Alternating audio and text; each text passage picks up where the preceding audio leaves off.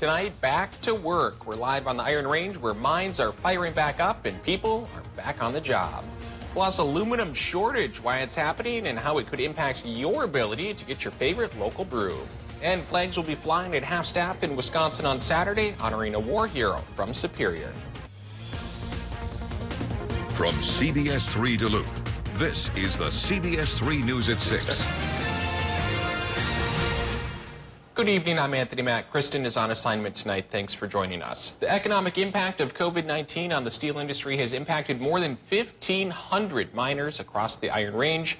But starting this weekend, employees at Hibbing Taconite will be clocking in again, but with new precautions in place. CBS3's Kristen Bakke is in Hibbing now. Kristen, a pretty big sigh of relief on the range, I'd imagine. It is absolutely a sigh of relief, and it's also a positive sign for the future of the industry after what has been a really tough couple of months due to the pandemic. Now, according to the Iron Mining Association, iron mining is the largest private industry in the region. It generates about $3 billion in economic activity each year. It also creates a trickle-down effect, as one mining job creates an estimated 2 more jobs in the vendor-supplier community. Kelsey Johnson, president of the Iron Mining Association, says as the mining industry started to idle across the region, some of the vendor-supplier industry had to tighten their belts as well. So getting the news that Hibbing Taconite is restarting production is a good sign for a lot of people. I think when any mine comes back online, it's always a positive sign. It shows that the economic activity is picking up. It shows that there's a demand for our product. And it shows that the steel market is also experiencing that same demand. Johnson added that despite what has been a less than ideal few months for the economy, the industry is actually pretty strong. She said it all comes back to demand. If there's no demand for steel, then there's no demand for iron. As long as we've got that demand, we're in a good position. And so I think overall we're sitting okay. Johnson said she's optimistic for the future of the industry as facilities across the region adjust their workflow to ensure employees stay safe and healthy. Kristen, we know there's a lot more mines on the range. The impact is being felt everywhere from the pandemic. What do we know about the other mines? Well, unfortunately, Keetac is idled indefinitely at this point. We spoke to the union president for Keewatin Taconite earlier this week. He said he's in communication with U.S. Steel on a weekly basis, but as of right now, he has no real updates as to when they could go back to work. We also heard from Mintac's union president today, who said starting on Monday, they will be at near full capacity. As for Cleveland Cliffs, we did not hear back from the company by news time, but when they initially shut down North Shore mining due to the pandemic, they estimated that folks would be back to work come August. A date I'm sure a lot of people are anxious for. Kristen Bakke live for us in Hibbing tonight. Thanks, Kristen. Meanwhile, Congressman Pete Stauber is attacking a proposed bill that could spell trouble for Twin Metals and other Iron Range mines looking to expand. Congresswoman Betty McCollum, a Democrat representing the Twin Cities area in the U.S. House, is leading the legislation. It includes nearly $37 billion in federal funding for environmental protections, the Great Lakes, drinking water initiatives, and more. But it also says none of that money can be used to review or approve any mine plan proposed for the Superior National Forest or the Rainy River watershed. That would directly impact Twin Metals, which is working on getting permits for an underground copper-nickel mine near the Boundary Waters. Stauber, a Republican representing the Iron Range, says it could also impact operations at Mintac, Minorca, and the North Shore mines, which he says employ nearly 2,000 union workers. These blue-collar jobs support families in my district, jobs we need, especially during this pandemic. In a statement, McCollum slammed President Donald Trump and his administration for what she called fast-tracking mine projects near the BWCA at every opportunity. She added, it's our obligation to make sure decisions about public lands are based on science. The bill was passed in the U.S. House today. It now moves on to the Senate. And Dave's here for our first look at the weather tonight. Dave, a little rain to start the day, but man, did that turn around quickly. Yeah, and the temperatures are starting to turn around too. After a couple days worth of cooler than normal, we're going towards warmer than normal from a warm front. Go figure. And backing up that warm front are high dew points. When you get the dew point into the 70s, you start to have plenty of heat energy in the air.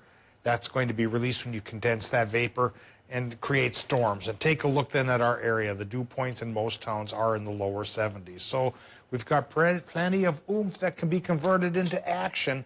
And it may not happen tonight. There's a chance, like 20% for some storms after midnight, but they probably won't become severe.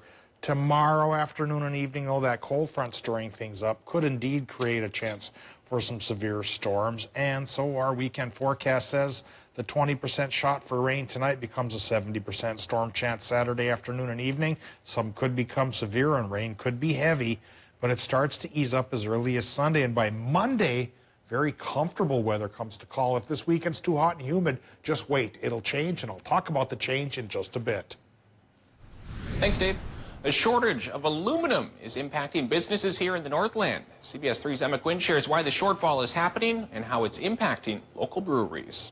A shortage of aluminum across the country is starting to make its way to the Northland, mainly impacting the breweries like Bent Paddle. It's starting to affect us. About a month ago when I started to hear about shortages with some of the larger breweries. The reason for the shortage, aluminum manufacturing companies having to limit production capacity due to the pandemic. You know, right now we're having a lot of our orders that we had placed cut or either pushed back. Due to the pandemic and people not leaving the house as much, liquor store sales have skyrocketed. Overall, Bent Paddle CEO Brian Tonnes says their liquor store sales have increased roughly 30%. That means they need a whole lot more cans. And, you know, people still just aren't going out quite as much, and capacities are a little bit lower in the bars and restaurants that are open. Since they have enough cans in stock, Tonnes says he doesn't expect Bent Paddle to feel the true impact of the shortage until September. Other breweries have several more months before they need to make a plan. For Moose Lake Brewery, they purchased a large amount of cans right when the pandemic started. Head brewer Sean Wigg says they'll be okay until the beginning of winter. We kind of got ahead of it right away, and we had enough cans contract to be here to get us through the bad part.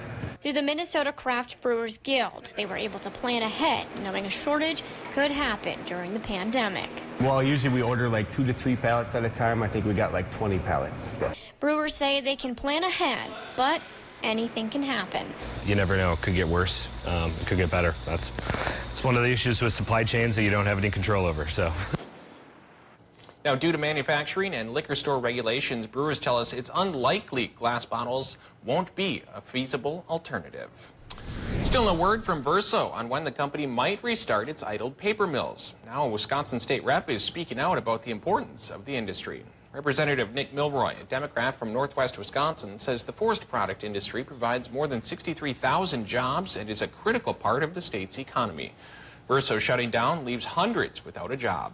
Milroy thanked the state for its support of the mills and the workers who were laid off, but says more needs to be done to help them weather the pandemic.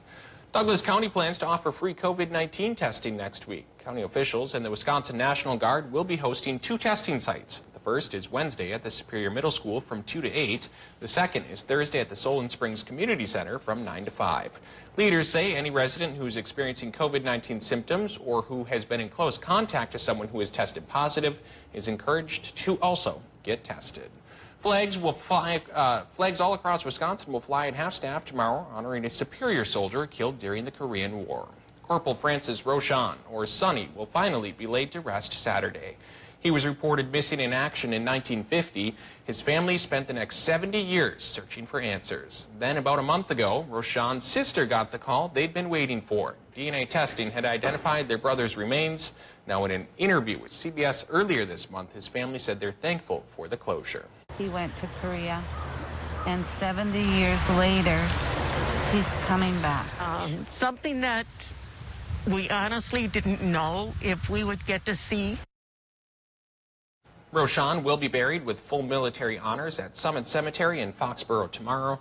His grave will be right next to his father's. We'll have the full story tomorrow night on the CBS 3 News at 6 and 10. This morning, a federal COVID-19 response team suggested how Minnesota can improve its response to the pandemic. The team was sent by the U.S. Health and Human Services Secretary. The White House's COVID-19 task force recently singled out Minneapolis as one of 11 U.S. cities that needed an aggressive response.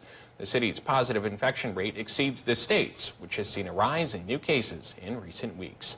Meanwhile, the Minneapolis Police Department will no longer have its own media rep. The city council voted to shift police media duties from the department to the city. One of the people who wrote the plan called it a small move designed to improve trust. Others are concerned it will slow the release of timely and important information. The council voted 9-3 in favor of making the change. Still to come on Live Local CBS 3, Ely's biggest summer festival may be canceled, but that's not stopping the town from holding fun events this weekend. Details coming up. Our cool down is over. Temperatures went back to warmer than normal today, 81 versus 77. Mid-80s tomorrow, possible even 90 for a couple of towns with humidity and thunderstorms. Yeah, it's time to batten down the hatches again. We'll talk about it coming up after the break. Live, local, CBS 3 News at 6 with Kristen Vaki, Anthony Matt, Kelly Hinson, and weather with meteorologist Dave Anderson on Live, local, CBS 3.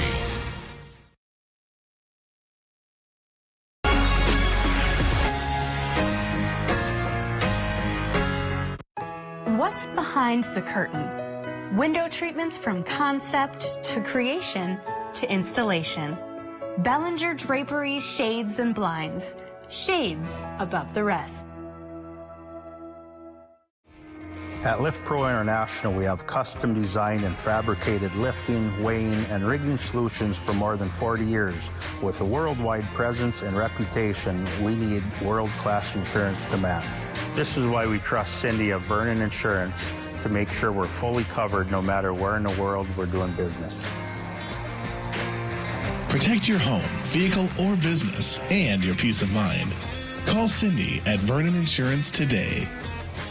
Tune in Saturday mornings for the Link Ford lineup, where we will show you amazing vehicles on our lot, like this 2018 Toyota Sienna XLE with room for 8 passengers, a power liftgate, and more for just $457 a month. Or check out this 2016 Ford Explorer Platinum for only $483 a month. Want to see more? Then be sure to watch this Saturday. Visit us online at linkmotors.com or stop by either one of our 2 locations to view our complete inventory. Link Ford, where reputation is everything. Reclaim your life today in the face of anxiety, depression, or thoughts of suicide at Ketamine North Infusion. In our safe spaces, we want to ensure you a better quality of life with our low-dose IV ketamine infusions. Ketamine North Infusion. Be well with us. Storm damage happens, and when it does, turn to Peak Construction Roofing, the Northland's storm damage experts. Peak simplifies the process for you every step of the way. We offer insurance claims assistance and free storm damage inspections. Call Peak Construction Roofing today and let us take care of you. The show critics are praising as genius is now the Emmy winner for Outstanding Talk Show Host. What? That's a standing ovation. Yes. And the stars love it too. You're so good. America's Sweetheart is a hit and everything we love. Oh my God! This is why we connect. Hey. You say y'all, I say y'all. That's how you say it. You're wrong. The Kelly Clarkson Show, weekdays at 3 on Live, local, CBS 3. Synergy. To us, it's the definition of what's behind the curtain. Discover what we can create together. Bellinger Draperies, Shades and Blinds. Shades above the rest. Show America what you're made of, all right? 12 hardworking Americans. I can use my full potential. Redefining what it means to be tough. This old woman's pushing through. When you don't feel respected, you feel like you are the weakest link. Take your mind off the sadness and dig. Come on, baby. They will not give up. Sheer determination. This is why you're all here. Tough as nails. New episode Wednesday, 8/7 Central on CBS. Watch Anthony Matt weekdays at 6 and 10 p.m. on Live, local, CBS 3 Duluth. Live, local, CBS 3. Now, the CBS 3 Duluth Weather Max forecast with meteorologist Dave Anderson. Well, let's start with a picture that comes from our dear friend John Dahlman over towards Floodwood. This is the sunset last night in Floodwood, but this is indicative of the sky for a lot of towns. We've been in between the storms last week, and we had the big stuff. Then we got a bit of a break and a cool down this week, and it made for these postcard-like pictures here. Well, things are changing tonight as a new low-pressure system comes to call.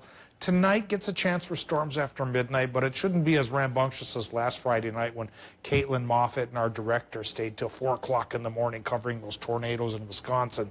This should be calmer tonight, though severe storms could return tomorrow night. 70% chance, and we'll talk about the chance, of course, after we get a look at the current conditions at the airport in Duluth. It's still calm here at the head of the lakes, but warm, 80 degrees, and juicy, relative humidity 67%. The winds from the south going 9 miles per hour, and of course that's a conveyor belt to pull in the warm and humid conditions, which will be with us for the entire weekend, and then break a bit by Monday. Air pressure right now is 1,014 millibars. That's just a couple of clicks on the higher side, but the low should make those numbers go down, like I mentioned here, especially Saturday night. Current temp, Watersmeet, 82.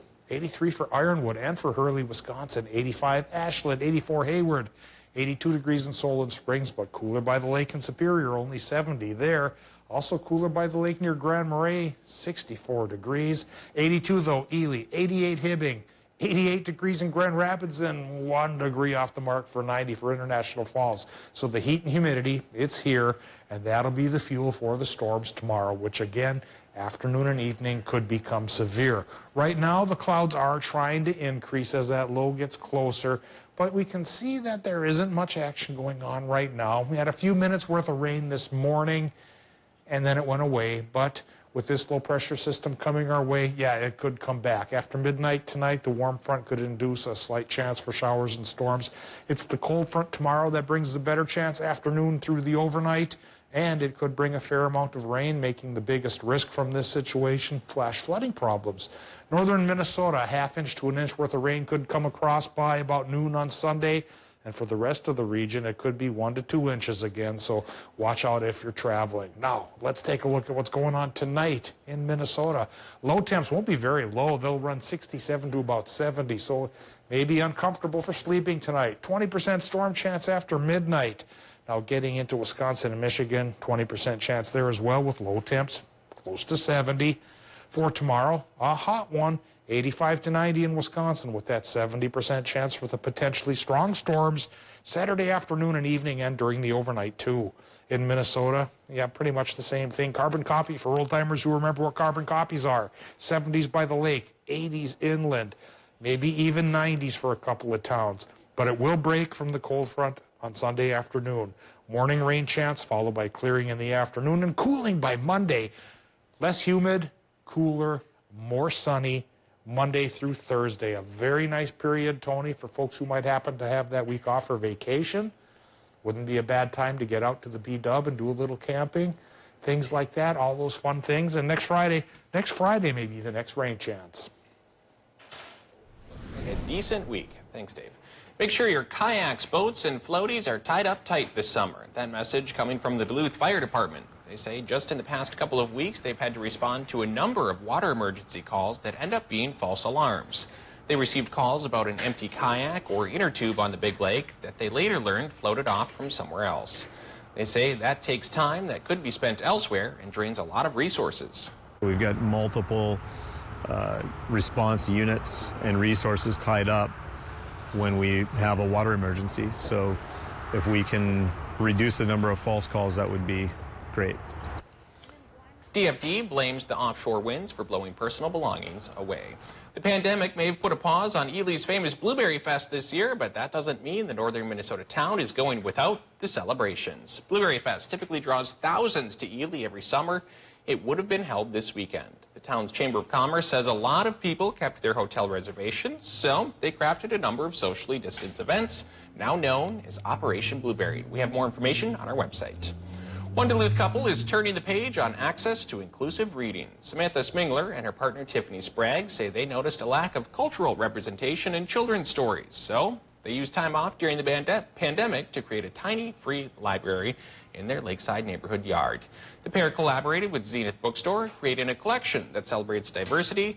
Smingler says children benefit from seeing themselves in book characters. We really want to see the dynamic of whose stories are included and the empathy that we build and the kindness that we have towards others really grow and expand. And so this is really our effort to bring more kindness into the world. The library, located on Gladstone Street and 44th Avenue East, asks those who take a book to leave one in return. Books even come in Braille and large print. Coming up in sports, opening day for the Minnesota Twins. Boy, does that feel good to say. We'll preview tonight's matchup coming up next.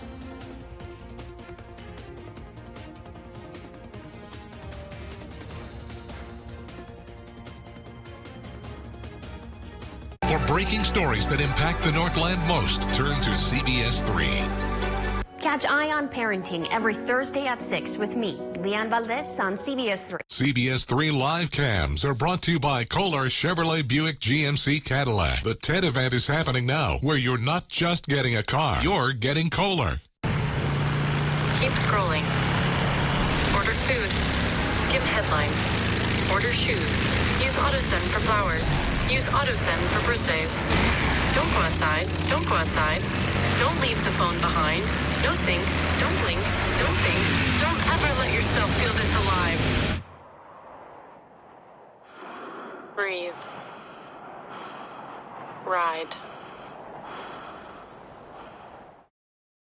Hello, I'm Steve Little, owner of Bath Planet. We are excited about the reopening of our economy, so in celebration, I'm extending our special financing offer until the end of July. Right now, we are offering 0 down, 0 interest, and 0 payments for 2 years, so you can get the work done now and not have to pay for it until 2022. This offer ends July 31st, so call us today or go online to take advantage of this amazing offer. Bath Planet, out of this world service and down to earth price. This right here is confidence in a bottle. It just gives you such a boost of confidence. Not only does it change you on the outside, but something on the inside, knowing that you're looking better. Makes me feel so much more confident than I've ever felt in my life. They are some of the hottest videos on social media. Those videos claiming to instantly get rid of bags under your eyes. Well, today we're going to see one for ourselves and let you be the judge. It's called Plexiderm, and lifestyle expert Annette Figueroa is here to tell us why she says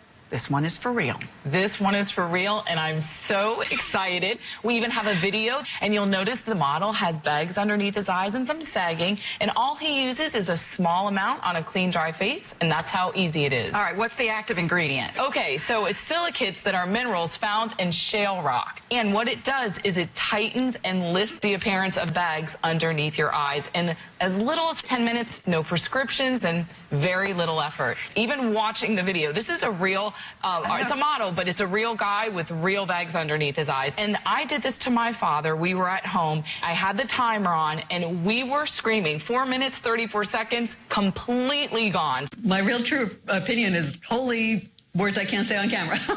These lines bother me. They really do. And this is absolutely unbelievable. I mean, I could feel it just lifting my skin. It was amazing. It feels good. Feels great. Looks even better. And not only does it work on the bags, it works on the appearance of crow's feet, fine lines, and wrinkles. So it targets all those problem areas. So this would be a daily thing? Or it absolutely could be a daily thing, but the way you want to do it is you want to have a clean, dry face. You use a small amount because it's so powerful. You have high school reunions, you have events you want to go to, you want to look years younger, this is it. At our $14.95 price, it's the best way to try Plexiderm and see it work for yourself after your first application. Your solution is at plexidermtrial.com or call the number on your screen.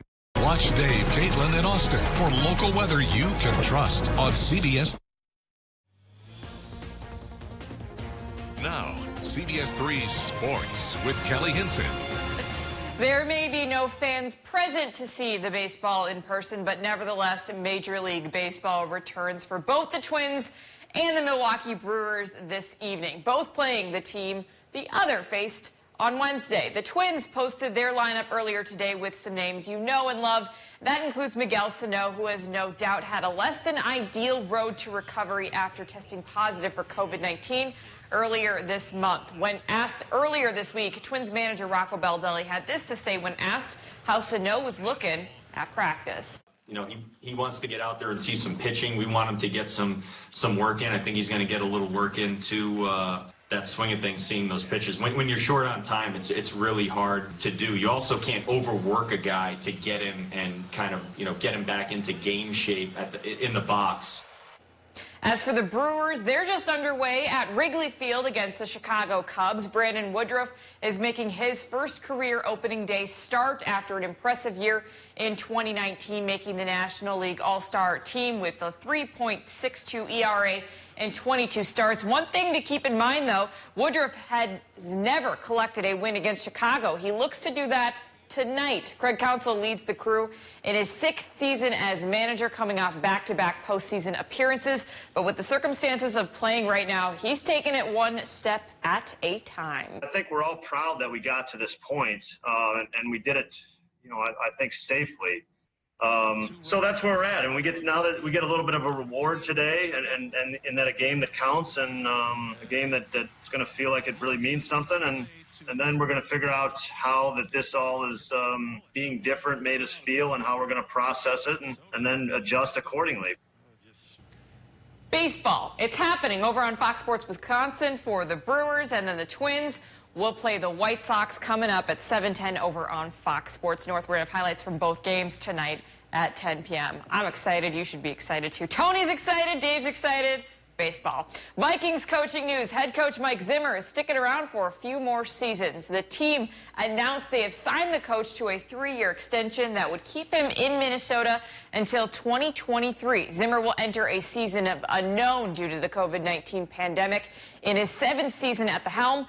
In his time as the Vikings head coach, Zim has posted a 57-38-1 overall record with 2 NFC North championship titles.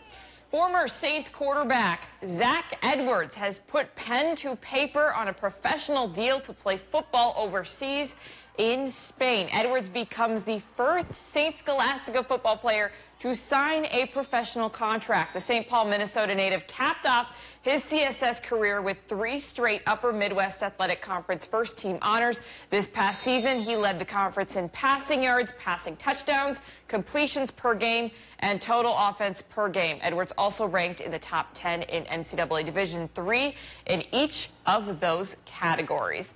And the second round of the PGA's 3M Open got underway today down in Blaine. Round 1 leader Ricky Werenski was out early and stayed hot, shooting a 566 on the 11 from 31 feet. He drains the birdie. Tony could never hit a putt like that. He ends his round at 12 under with a share of the lead with Michael Thompson, who is in second after a 64. He backed that up with a 66 today. He would turn in a shot of the day contender with this nearly impossible chip in.